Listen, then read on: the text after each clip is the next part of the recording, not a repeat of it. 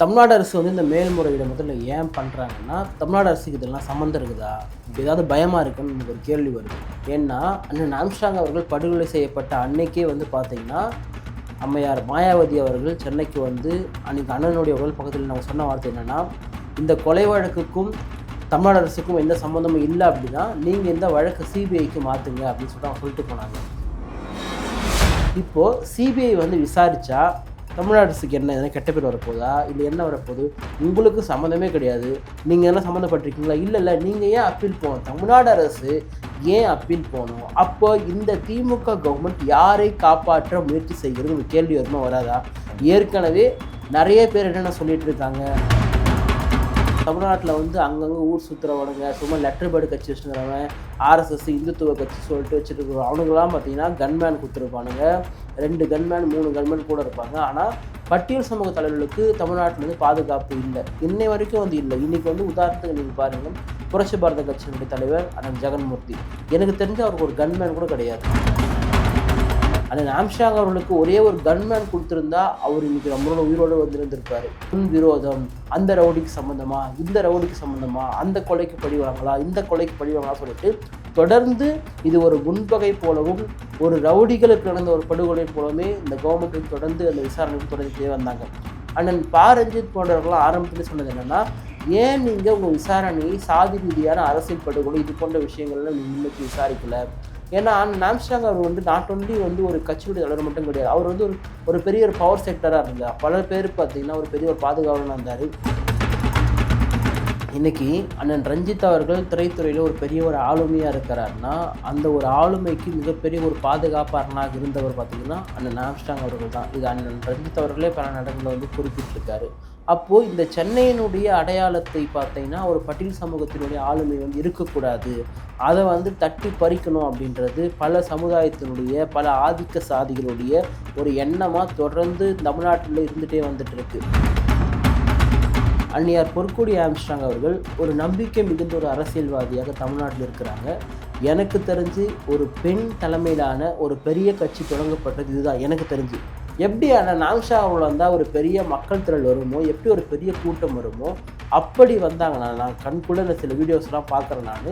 அப்போ அண்ணன் ஆம்ஸ்ட்ராங் அவர்கள் மறையவில்லை. அவர் உடலளவில் இல்லாவிட்டாலும் அவருடைய கொள்கை அளவில் அவருடைய தொண்டர்களும் அவர் வழியில் இன்றைக்கு கட்சி நடத்தி கொண்டிருக்கக்கூடிய அன்னியார் பொற்கொடி அவர்களும் இருந்துட்டு இருக்காங்க அப்படின்றத நம்மளை புரிஞ்சுக்க முடியுது. நிச்சயமாக பகுஜன் சமாஜ் கட்சி தேர்தலில் போட்டியிடும்னு நம்புகிறேன் நான். எனக்கு தெரிஞ்சவங்க ஏதாவது ஒரு கட்சியில் கூட்டணி சேருவாங்களோன்னு நினைக்கிறேன் நான். குறிப்பாக இவர்களை போன்றவங்க சட்டமன்றத்திற்கு போகணும். அவங்க நிம்மதி ப்ராப்பர்ட்டி மேனேஜ்மெண்ட், உங்கள் பழைய வீட்டை புதிய வீடாக மாற்றலாம் வாங்க. வணக்கங்க. பிஎஸ்பி கட்சியுடைய முன்னாள் மாநில தலைவர் திரு ஆம்ஸ்ட்ராங் அண்ணா கொலை வழக்கை வந்து உயர்நீதிமன்றம் வந்து சிபிஐக்கு மாற்றிருக்காங்க. அதை எதிர்த்து வந்து தமிழக அரசு வந்து மேல்முறையீடு பண்ணியிருக்காங்க. ஏன்னா தமிழ்நாடு அரசு வந்து இந்த மேல்முறையீடு முதல்ல ஏன் பண்ணுறாங்கன்னா, தமிழ்நாடு அரசுக்கு இதெல்லாம் சம்மந்தம் இருக்குதா, ஏதாவது பயமாக இருக்குன்னு நமக்கு ஒரு கேள்வி வருது. ஏன்னா அண்ணன் ஆம்ஸ்ட்ராங் அவர்கள் படுகொலை செய்யப்பட்ட அன்னைக்கே வந்து பார்த்தீங்கன்னா, அம்மையார் மாயாவதி அவர்கள் சென்னைக்கு வந்து அன்றைக்கி அண்ணனுடைய உடல் பக்கத்தில் நம்ம சொன்ன வார்த்தை என்னென்னா, இந்த கொலை வழக்குக்கும் தமிழ்நாடு அரசுக்கும் எந்த சம்மந்தமும் இல்லை அப்படின்னா, நீங்கள் இந்த வழக்கை சிபிஐக்கு மாற்றுங்க அப்படின்னு சொல்லிட்டு அவங்க சொல்லிட்டு போனாங்க. ஆனால் தமிழ்நாடு அரசு பார்த்திங்கன்னா தொடர்ந்து இந்த கொலை வழக்கு வந்து விசாரிச்சுட்டு வந்தாங்க. கிட்டத்தட்ட 27 பேரை கைது பண்ணாங்க. 7000க்கும் மேற்பட்ட குற்றப்பத்திரிகை வந்து தாக்கல் பண்ணியிருந்தாங்க நீதிமன்றத்தில். ஆம்ஸ்ட்ராங் அவருடைய குடும்பத்தினர் குறிப்பாக பார்த்திங்கன்னா அன்னியார் பொற்கொடி ஆம்ஸ்ட்ராங் அவர்களுமே வந்து இந்த வழக்கை சிபிஐக்கு மாற்றணும்னு சொல்லியிருந்தாங்க. அதே போல் அவருடைய சகோதரர் கீனோஸ் ஆம்ஸ்ட்ராங் அவருமே வந்து உயர்நீதிமன்றம் மனு தாக்கல் பண்ணியிருந்தார். ஸோ இந்த விசாரணையெல்லாம் விசாரித்ததுக்கு பிறகாக சென்னை உயர்நீதிமன்றம் காவல்துறையினுடைய விசாரணையில் திருப்தி இல்லை அவங்களுக்கு. ஏன்னா அந்த ஆம்ஸ்ட்ராங்குடைய கொலை வழக்கை இவங்க சரியாக விசாரிக்கலை. அந்த திருப்தி இல்லாத காரணத்தினால் இந்த ஆம்ஸ்ட்ராங் குடும்பத்தினோட வேண்டுகோளுக்கு இணங்க இந்த வழக்கை சிபிஐக்கு சென்னை உயர்நீதிமன்றம் மாற்றியிருக்காங்க. சரி, இப்போது சிபிஐ வந்து விசாரித்தா தமிழ்நாடு அரசுக்கு என்ன எதனா கெட்ட பேர் வரப்போதா, இல்லை என்ன வரப்போகுது? உங்களுக்கு சம்மந்தமே கிடையாது, நீங்கள் என்ன சம்மந்தப்பட்டிருக்கீங்களா? இல்லை நீங்கள் ஏன் அப்பீல் போகணும்? தமிழ்நாடு அரசு ஏன் அப்பீல் போகணும்? அப்போ இந்த திமுக கவர்மெண்ட் யாரை காப்பாற்ற முயற்சி செய்கிறது ஒரு கேள்வி வருமா வராதா? ஆளுமைகள் பேர்லாம் சொல்கிறாங்கன்னா, இந்த கவர்மெண்ட் ஏன் வந்து அவங்கள வந்து பாதுகாக்கிறா, இல்லை வந்து அவங்களுக்கு வந்து அரணா இருக்குதுன்னு ஒரு கேள்வி வருது இல்லையா? முதல்ல சென்னையில் அதுவும் அவருடைய வீட்டின் அருகே வந்து ஒரு தேசிய கட்சியினுடைய மாநில தலைவர் படுகொலை செய்யப்படுறாருன்னா அதுவே தமிழ்நாட்டினுடைய சட்ட ஒழுங்கு எந்த விதத்தில் இருக்குது அப்படின்னு சொல்லிட்டு ஒரு கேள்விக்குறி. இங்கே சும்மா தமிழ்நாட்டில் வந்து அங்கங்கே ஊர் சுற்றுறவனுங்க, சும்மா லெட்டர் பேர்டு கட்சி வச்சுருக்கிறவன், ஆர்எஸ்எஸ் இந்துத்துவ கட்சி சொல்லிட்டு வச்சுருக்க அவனுங்களாம் பார்த்தீங்கன்னா கன்மேன் கொடுத்துருப்பானுங்க. 2 கன்மேன் 3 கன்மேன் கூட இருப்பாங்க. ஆனால் பட்டியல் சமூக தலைவர்களுக்கு தமிழ்நாட்டில் வந்து பாதுகாப்பு இல்லை, இன்னை வரைக்கும் வந்து இல்லை. இன்றைக்கி வந்து உதாரணத்துக்கு நீங்கள் பாருங்கள், புரட்சி பாரத கட்சியினுடைய தலைவர் அண்ணன் ஜெகன்மூர்த்தி, எனக்கு தெரிஞ்ச அவருக்கு ஒரு கன்மேன் கூட கிடையாது. பர்சனலாக ஒரு கன் வச்சிருப்பார் லைசன்ஸோடு, நமக்கு அது தெரியும். ஆனாலுமே கூட அவருக்கு தனிப்பட்ட முறையில் வந்து பார்த்திங்கன்னா ஒரு கன்மேன் கிடையாது. ஏன்னா அவர் ஒரு நாட் ஒன்லி ஒரு எம்எல்ஏ. அப்படி பார்த்தா எல்லா எம்எல்ஏ கொடுக்கணுமான்னு கேட்பாங்க. எல்லா எம்எல்ஏக்கெலாம் வந்து நீ கொடுக்க தேவையில்லை. ஆனால் ஒரு கட்சியினுடைய தலைவராக இருக்கக்கூடியவங்களுக்கு பாதுகாப்பு கொடுக்க வேண்டியது அரசினுடைய ஒரு கடமை. அப்படி இருக்கும்பொழுது கவர்மெண்ட் பார்த்திங்கன்னா தொடர்ந்து பட்டியல் சமூக மக்களை சார்ந்த தலைவர்களை வந்து புறக்கணிச்சிட்டோம், அவங்களுக்கு உண்டான பாதுகாப்பை வந்து கொடுக்காமறாங்க. ஆனால் ஆம்ஸ்ட்ராங் அவர்களுக்கு ஒரே ஒரு கன்மேன் கொடுத்துருந்தா அவர் இன்றைக்கி நம்மளோட உயிரோடு வந்திருந்திருப்பார். ஆனால் இவங்க வந்து கொடுக்கல. சரி, இன்னைக்கு அப்படிப்பட்ட ஒரு மிகப்பெரிய ஆளுமை படுகொலை செய்யப்பட்டார் இல்லையா? அதன் பிறகு இந்த கவர்மெண்ட்டுடைய ஆக்ஷன் என்ன? ஏன் இதை வந்து வெறுமனையாக வந்து தொடர்ந்து வந்து ஒரு ஒரு முன்பகை, ஒரு முன் விரோதம், அந்த ரவுடிக்கு சம்மந்தமா, இந்த ரவுடிக்கு சம்மந்தமா, அந்த கொலைக்கு பழிவாங்களா, இந்த கொலைக்கு பழிவாங்களா சொல்லிட்டு தொடர்ந்து இது ஒரு முன்பகை போலவும் ஒரு ரவுடிகளுக்கு நடந்த ஒரு படுகொலை போலவுமே இந்த கவர்மெண்ட் வந்து தொடர்ந்து அந்த விசாரணை வந்து தொடர்ந்துட்டே வந்தாங்க. அண்ணன் ப. ரஞ்சித் போன்றவர்களாம் ஆரம்பத்தில் சொன்னது என்னென்னா, ஏன் நீங்கள் உங்கள் விசாரணையை சாதி ரீதியான அரசியல் படுகொலை இது போன்ற விஷயங்கள்லாம் நீங்கள் முன் வச்சு விசாரிக்கலை? ஏன்னா ஆம்ஸ்ட்ராங் அவர் வந்து நாட் ஒன்லி வந்து ஒரு கட்சியுடைய தலைவர் மட்டும் கிடையாது, அவர் வந்து ஒரு பெரிய ஒரு பவர் செக்டராக இருந்தார். பல பேருக்கு பார்த்தீங்கன்னா ஒரு பெரிய ஒரு பாதுகாவலனாக இருந்தார். பல பேருக்கு பார்த்தீங்கன்னா கல்வி ரீதியாக உதவிகள் செஞ்சுருக்காரு. கிட்டத்தட்ட ஒரு கொடை வள்ளல் போல் தான் இந்த இடத்துல வந்து வாழ்ந்துட்டு இருந்தார் நான் ஆம்ஸ்ட்ராங். எனக்கு நல்லா நெருக்கம், அண்ணன் அவர்கள் நல்லா அறிந்தவன், அவரோடு நான் பழகின்ற முறையில் சொல்கிறேன். அவர் வந்து ஒரு பெரிய ஒரு பவர் செக்டர், ஒரு பெரிய ஒரு ஐக்கான். அவரால் பார்த்தீங்கன்னா எவ்வளோ பேர் வாழ்வு பெற்றிருக்காங்க. தமிழ்நாட்டினுடைய மிகப்பெரிய ஒரு பட்டியல் சமூக மக்களுடைய ஒரு பாதுகாப்பரனாக இருந்தார். வெறுமனே பட்டியல் சமூக மக்கள் மட்டுமே கிடையாது, யாரெல்லாம் பாதிக்கப்பட்டிருக்காங்களோ, யாருக்கெல்லாம் ஒடுக்குமுறை இருக்கிறதோ அவர்களுக்கு வந்து ஆதரவாக இருக்கக்கூடிய நபராக தான் ஆனால் ஆம்ஸ்ட்ராங் அவர்கள் வந்து இருந்தார். அப்போது அந்த ஒரு இடம் இருக்குது இல்லையா, இன்றைக்கி சென்னை அப்படின்னா ஆனால் ஆம்ஸ்ட்ராங் அவர்களும் பெரிய ஒரு அடையாளமாக இருந்தார். அப்போ சென்னையினுடைய அடையாளமாக நாம் தான் இருக்கணும்னு சொல்லிட்டு சில பேருக்குலாம் இருக்கும். அவங்க அரசியல் ரீதியாக இருக்கலாம், அமைச்சராக இருக்கலாம், யாரை வேணா இருக்கலாம், ஆளுங்கட்சியாக இருக்கலாம், எதிர்கட்சியாக இருக்கலாம். ஆனால் அவங்களுக்கெல்லாம் இல்லாத ஒரு புகழ், அவங்களுக்கெல்லாம் இல்லாத ஒரு தனிச்சிறப்பு இவருக்கு இருக்கிறது வந்து பல பேருக்கு கண்ணு உறுத்தலாகவே இருந்தது. ரெண்டாவது, இது ஒரு முன்பகைன்னு சொல்கிறானுங்க இல்லையா, முன்பகைன்னு சொல்கிறதுக்கு அவர் ஒன்றும் ரவுடி கிடையாது. ஒரு கட்சியினுடைய, ஒரு தேசிய கட்சியினுடைய ஒரு மாநில ஒரு தலைவர். சரி, அப்படி முன்பகையாக இருந்தால் குறைந்தபட்சம் அவர் மேலே வந்து பல வழக்குகள் இருந்திருக்கணும். எனக்கு தெரிஞ்ச வரைக்கும் அவர் மேலே ஸ்டில் அவர் இருக்கிற வரைக்கும் பார்த்திங்கன்னா எந்த ஒரு வழக்குமே கிடையாது. சட்டக்கல்லூரி வழக்கில் வந்து அவர் பேர் சேர்க்கப்பட்டது, அவர் பேர் சேர்க்கப்பட்டுச்சு, அதன் ரஜினிகாந்த் அண்ணன் பேர் சேர்க்கப்பட்டுச்சு, இதெல்லாம் தான் வந்து சேர்க்கப்பட்டு தவிர அது வந்து பார்த்திங்கன்னா பின்னாட்கள் அவங்களாம் வந்து விடுதலை ஆகிட்டாங்க, அந்த வழக்குலேருந்தே முழுமையாக வந்து விடுதலை ஆகிட்டாங்க. ஆனால் இவரை பார்த்திங்கன்னா தொடர்ந்து வந்து ஒரு ரவுடி போல சித்தரிக்கிறதுக்கான நோக்கம் என்னென்னா, இந்த சமுதாயத்திலேருந்து ஒருத்தவங்க பிறந்து வந்தாங்கன்னா அவங்க இப்படி தான் இருப்பாங்க அப்படின்னு சொல்லிட்டு இங்கே ஒரு பொது முத்திரை வந்து குத்தப்படுது இல்லையா, அதுதான் வந்து ஆனால் ஆம்ஸ்ட்ராங் அவர்கள் மேலே வந்து குத்தப்பட்டது. ஸோ இந்த வழக்கில் தமிழ்நாடு கவர்மெண்ட் வந்து ஏன் வந்து அப்பீல் வந்து போகணும், என்ன காரணம்? நீங்கள் போய் யாரை காப்பாற்றுவதற்கு முயற்சி செய்கிறீங்க? இன்றைக்கி சவுக்கு சங்கர் போன்றவர்கள் பார்த்திங்கன்னா பல பேர் குறிப்பிடுறாங்க, அவர் வந்து செல்லு பிறந்தையை குற்றச்சாட்டினார், ஈவன் வந்து சில பேர் சேகர் பாபு குற்றச்சாட்டாருன்னு நினைக்கிறேன் நான். ஆனால் வந்து இப்போ அவங்கெல்லாம் வந்து நீங்கள் எப்போயாவது விசாரிச்சிங்களா? விசாரிக்கல. நான் வந்து ஒருத்தவங்க குற்றம் சாட்டுறதுனாலேயே அவங்க குற்றவாளிக்கு நான் சொல்ல வரல. ஆனால் குறைந்தபட்சம் ஏன் நீங்கள் விசாரிக்கல? இப்போ பிஎஸ்பி கட்சியினுடைய இப்போ மாநில தலைவர் இருக்கக்கூடிய திரு ஆனந்தன் அவர் என்ன சொன்னார், இந்த வழக்கில் வந்து செல்லு பிறந்த பேரை வந்து சொன்னார் அவர். ஆனால் விசாரித்தாங்களா? விசாரிக்கல. எனக்கு அந்த செல்லு பிறந்து நல்லாவே தெரியும். நம்ம வந்து திருப்பியும் வந்து இது வந்து ஒரு பட்டியல் சமூக மக்களுக்கு எதிராக அவர்களுக்குள் நடந்த ஒரு படுகொலை அப்படின்னு நான் சொல்லவே வரலை. இது வெறுமனையாக இவங்க சொல்வது போல் ஒரு முன்பகை, ஒரு பழிவாங்கல் இப்படி சொல்லிட்டு நீங்கள் கடந்து போகாதீங்க. இதை நீங்கள் ஏன் வந்து ஒரு சாதிய ஒரு அரசியல் படுகொலையாக நீங்கள் வந்து பார்க்க மாட்டீங்க? ஏன்னா இன்றைக்கி அந்த இடத்துக்கு வரத்துக்காக பல பேர் வந்து இருக்கிறானுங்க. அப்போ அந்த இடம்னா அப்போ நீங்களே நான் ரவுடின்னு சொல்ல வரீங்கன்னு சொல்லிட்டு கேட்பாங்க. நம்ம அந்த கண்ணோட்டத்தில் சொல்ல, ஒரு பவர் செக்டார்ன்றவர் பார்த்திங்கன்னா பல பேருக்கு வந்து ஒரு பாதுகாப்பு அரணாக இருக்கக்கூடியவர், பல பேருக்கு பல வகையில் உதவி செய்யக்கூடியவர். ஈவன் சினிமா துறையை சார்ந்த பல பேர் பார்த்திங்கன்னா அவரால் தான் பார்த்திங்கன்னா பல விஷயம் உதவி பெற்றிருக்காங்க. இன்றைக்கி அண்ணன் ரஞ்சித் அவர்கள் திரைத்துறையில் ஒரு பெரிய ஒரு ஆளுமையாக இருக்கிறாருன்னா அந்த ஒரு ஆளுமைக்கு மிகப்பெரிய ஒரு பாதுகாப்பாளனாக இருந்தவர் பார்த்திங்கன்னா அண்ணன் ஆம்ஸ்ட்ராங் அவர்கள் தான். இது அண்ணன் ரஞ்சித் அவர்களே பல இடங்களில் வந்து குறிப்பிட்டிருக்காரு. அப்போது இந்த சென்னையினுடைய அடையாளத்தை பார்த்தீங்கன்னா ஒரு பட்டியல் சமூகத்தினுடைய ஆளுமை வந்து இருக்கக்கூடாது, அதை வந்து தட்டி பறிக்கணும் அப்படின்றது பல சமுதாயத்தினுடைய பல ஆதிக்க சாதிகளுடைய ஒரு எண்ணமாக தொடர்ந்து தமிழ்நாட்டில் இருந்துகிட்டே வந்துட்டு இருக்கு. குறிப்பாக வந்து அண்ணன் பூவை மூர்த்தியார் அவர் வந்து இருக்கிறப்ப பார்த்தீங்கன்னா சென்னையினுடைய மிகப்பெரிய ஒரு அடையாளம்னு பார்த்தீங்கன்னா அண்ணன் பூவை மூர்த்தியார் அவர்கள் தான் இருந்தார். அண்ணன் ஆம்ஸ்ட்ராங் அவர்களுக்கெல்லாம் ஒரு முன்னோடி, எல்லாவற்றிலும் அரசியல் ரீதியாகவும் சரி, ஒடுக்கப்பட்ட மக்களுடைய பாதுகாவலனாகவும் சரி, ஒரு உதவி செய்கிறதாக இருந்தாலும் எல்லாவற்றிலும் பார்த்தீங்கன்னா அவருக்கு ஒரு முன்னோடியாக இருந்தார். ஆனால் வந்து அவருக்கு பிறகாக கொஞ்சம் வருஷத்துக்கு பிறகாக தான் அண்ணன் ஆம்ஸ்ட்ராங் அவர்கள் பார்த்தீங்கன்னா அந்த இடத்துக்கு வராரு. கிட்டத்தட்ட அப்படி வந்து செயல்படுறாரு. இன்னைக்கு அவருக்கு பிறகாக அந்த இடத்துல இன்னைக்கு யாருன்னா இருக்காங்க கேட்டால் நிச்சயமாக வந்து கிடையாது. அப்போ ஒடுக்கப்பட்ட மக்களுடைய தலைவர்களாக இருந்துட்டா வெறுமனையாக வந்து நம்ம தேர்தலில் நிற்கிறதுனாலையோ, வெறுமனையாக வந்து எம்எல்ஏ எம்பி ஆகிறதுனாலுமே மட்டும் ஒடுக்கப்பட்ட மக்களுடைய விடுதலையோ அவங்களுக்கான எல்லாமே வந்து கிடைச்சிடாது. ஒரு நபர் வந்து இப்போ அண்ணன் திருமாவர்களுடைய உழைப்புன்றது அரசியல் ரீதியாக மிக முக்கியமானது.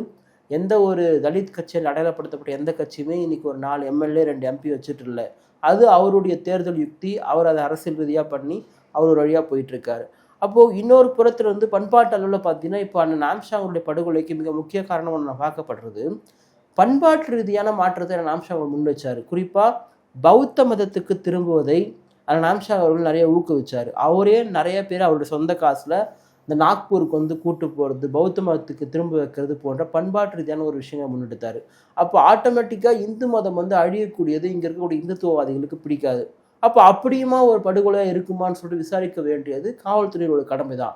ஆனால் காவல்துறை கடைசி வரைக்கும் அந்த கோணத்தில் போகவே இல்லை. இது வந்து ஒரு ஒரு சாதி மத ரீதியான ஒரு படுகொலையாக இருக்கலாமா, இல்லை வந்து ஒரு அரசியல் ரீதியான வளர்ச்சி பிடிக்காத ஒரு படுகொலையாக இருக்கலாமா, அந்த ரீதிக்குள்ளவே போல.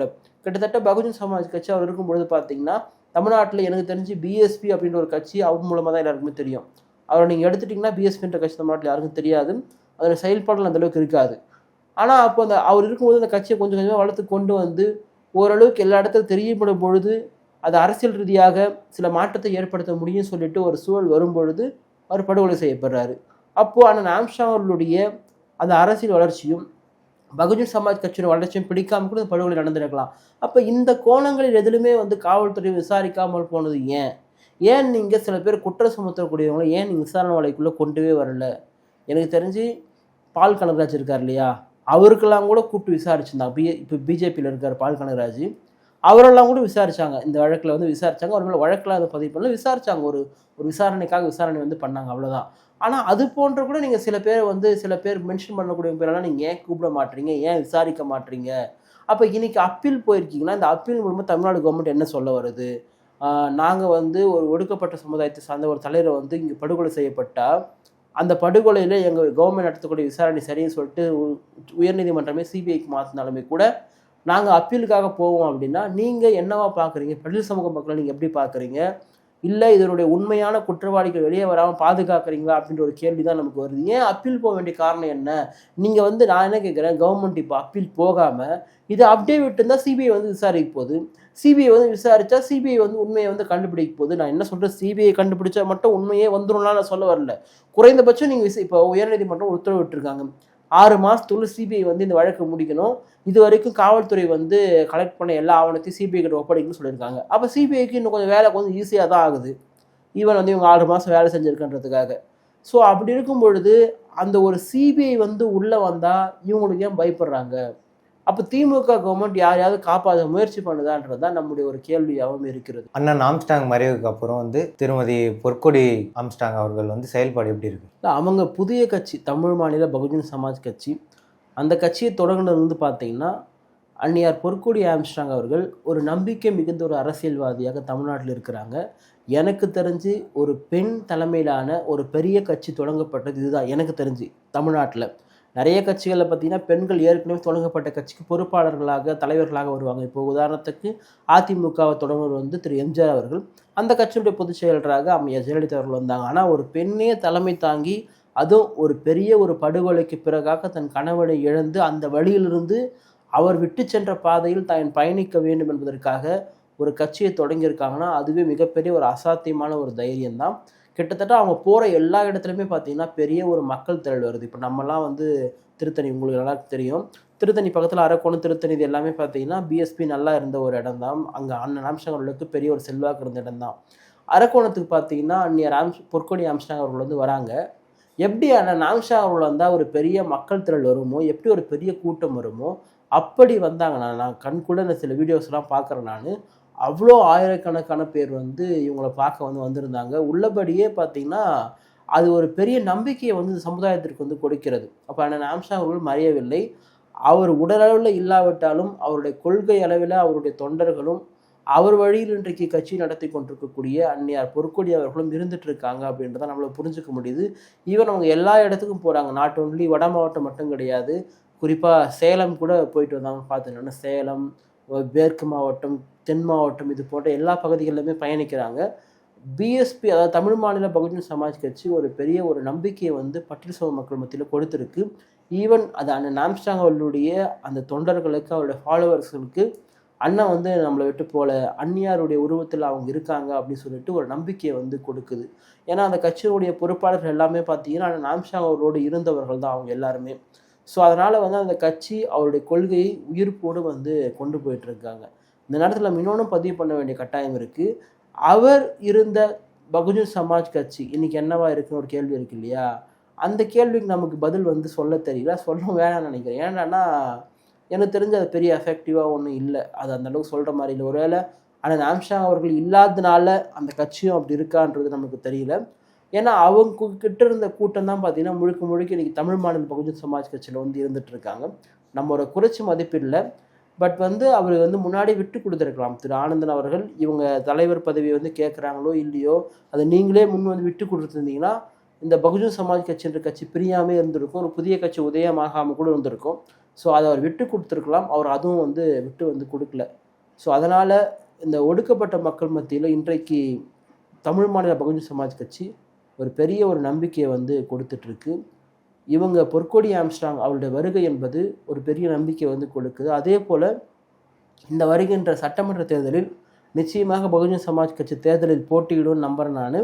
எனக்கு தெரிஞ்ச அவங்க ஏதாவது ஒரு கட்சியில் கூட்டணி சேருவாங்களோன்னு நினைக்கிறேன் நான். சேர்ந்தால் எந்த தப்பும் கிடையாது. நான் வந்து ஏன் தவறு கிடையாதுன்னு சொல்கிறேன்னா, குறிப்பாக இவர்களை போன்றவர்கள் சட்டமன்றத்திற்கு போகணும். அவங்க எனக்கு தெரிஞ்சு அதிமுக கூட்டணியில் போவதற்கான வாய்ப்புகள் உண்டுன்னு நம்புகிறேன் நான். ஈவன் அவங்க தனியாக கூட நிற்கலாம். அது அவங்களுடைய ஒரு தனித்தன்மை. அண்ணன் ரஞ்சித் அண்ணன் சொன்னார் இல்லையா, நீங்கள் தனியாக கூட இல்லைங்க, உங்கள் எல்லாருக்காக நாங்கள் வேலை செய்கிறோம், வேலை செஞ்சு உங்களை நாங்கள் கண்டிப்பாக சட்டமன்றத்துக்கு அனுப்புவோம்னு சொன்னார் இல்லையா. அப்படியுமே நடந்தால் கூட நமக்கு ரொம்ப சந்தோஷம்தான். ஏன்னா ஒடுக்கப்பட்ட மக்கள் ஓர் அணியில் திறந்து புரட்சியாளர் அம்பேத்கர் சொல்வது போல் ஒற்றை தலைமை என்பது ரொம்ப முக்கியமானது. ஆனால் இங்கே வேறு வழி இல்லை, பல தலைமைகள் தேவைப்படுகிறது. ஏன்னா கால சூழல் அப்படி மாறிடுச்சு, எல்லா தலைவர்களுமே அப்படி மாறிட்டாங்க. ஒருவேளை இவங்க அதிமுக கூட்டணியில் போனால் வெற்றி பெறலாம் தான். தனியார் நின்று எல்லா மக்களுடைய ஆதரவு, குறிப்பாக ஒடுக்கப்பட்ட மக்களுடைய ஆதரவு எனக்கு தெரிஞ்சு இப்போ இவங்க தனியாக நிற்கிறான்னு வச்சுங்களேன். எங்கேயோ ஒரு தொகுதியில் ஒரு ரிசர்வ் தொகுதியிலையோ இல்லை வந்து திருவள்ளூர், பெரம்பூர் போன்ற தொகுதிகளில் கொளத்தூர் போன்ற கொளத்தூர் நிற்க வாய்ப்பு இல்லை, ஸ்டாலின் நிற்கிறாரு அங்கே. அதனால் அது போன்ற இடத்துல நின்னா இப்போ இவங்களுக்காக விசிக சப்போர்ட் பண்ணுமா? கண்டிப்பாக பண்ணாது. ஏன்னா அவங்க ஒரு கூட்டணியில் வந்து இருக்கிறாங்க. ஈவன் இவங்களுக்கு எதிராக தான் பிரச்சாரத்தை வந்து முன்னெடுப்பாங்க. ஈவன் இப்போ இவங்க திமுக கூட போகிறாங்க அப்படின்னா புரட்சி பாரத் சப்போர்ட் பண்ணுவாங்க, புரட்சி பாரதமும் சப்போர்ட் பண்ணாது. அப்போ எனக்கு தெரிஞ்சு நான் என்ன நினைக்கிறேன்னா, என்னுடைய ஒரு அசம்ஷனில் நான் சொல்கிறேன், இவங்க அதிமுக கூட்டணியில் நிற்பதற்கான வாய்ப்புகள் இருக்குன்னு நான் நம்புகிறேன். நமக்கு தெரியல, அது உண்மையாக இருக்கலாம், பொய்யாக கூட இருக்கலாம், நடக்காமல் கூட போகலாம். ஆனால் ஏதோ ஒரு வகையில் இவங்க வந்து சட்டமன்றத்துக்கு போனால் அது ஒரு பெரிய ஒரு நம்பிக்கையை வந்து கொடுக்கும். ஏன்னா இந்த ஒரு நபர் போனாங்கன்னா அதுக்கு பிறகு வரக்கூடிய அவங்க தொண்டர்கள், அந்த கட்சியுமே சரி, ஒரு நம்பிக்கையை வந்து பெறும். நீங்கள் வெறுமனையாக வந்து ஒரு போஸ்டரில் வந்து ஒட்டிட்டு ஒரு பெரிய பெரிய பேனர் வச்சுட்டு பெரிய பெரிய கூட்டம் காட்டிட்டா மட்டுமே ஒரு கட்சி அதனுடைய தேவையை வந்து பூர்த்தி செய்யாது. ஒரு கட்சின்றது எப்படி ஒடுக்கப்பட்ட மக்களுடைய பாதுகாப்புக்காகவும் அவங்களுடைய பொருளாதாரத்துக்கு வழிவகை செய்யக்கூடியதாகவும் கல்விக்கு வழிவகை செய்ய இருக்குதோ அதை விட முக்கியமானது அரசியல் ரீதியான அதிகாரத்தை வென்றெடுப்பது. அதுக்கு இங்கே வேறு வழி இல்லாமல் கூட்டணி கட்சிகள் தேவைப்படுகிறது.